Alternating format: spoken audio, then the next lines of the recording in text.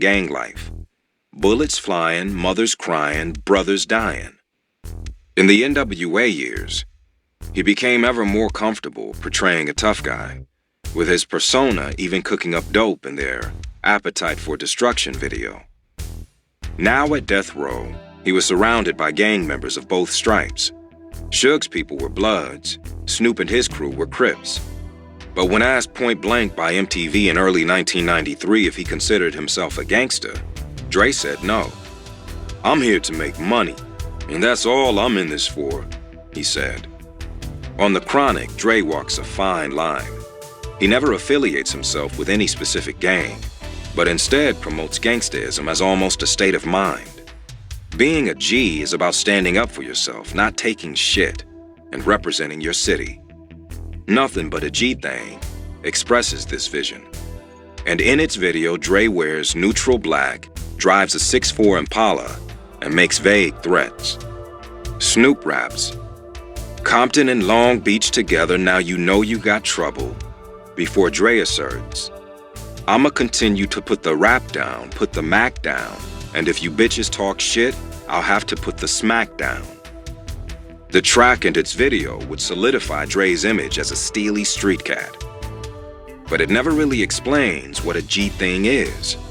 NWA's Gangsta Gangsta was much more specific. Cube was drinking straight out the 8 bottle and taking people out with a flurry of buckshot. But for Dre, gangsterism was, literally, a posture. With his slight slouch and mean stare at the barbecue in the video, you don't doubt his resolve. It was DOC, the Dallas native who knew nothing whatsoever of LA gang culture, who penned Dre's verses. The listener was left to connect the dots in his or her own mind, and that's what likely spurred Nothing But a G Thing to widespread appeal. Suburban kids couldn't really imagine themselves as a Crip or a Blood, but anyone could be a G. The word gangster was gradually stripped of its meaning, and nowadays in popular culture is synonymous with badass.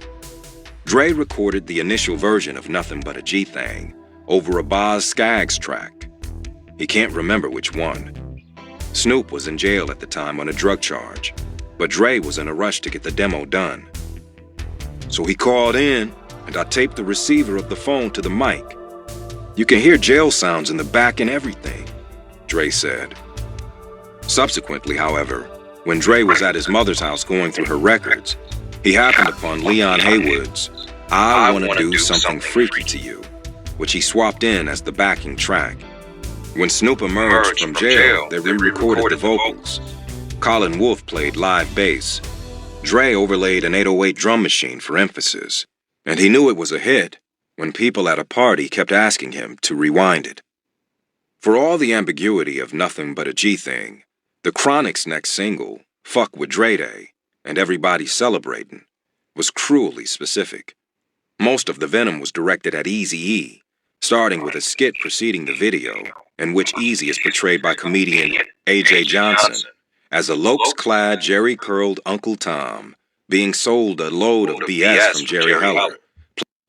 That thumbs up button, subscribe to the channel. Played by portly Interscope. For more of these fascinating stories and true crimes, subscribe to Charles Arnis World.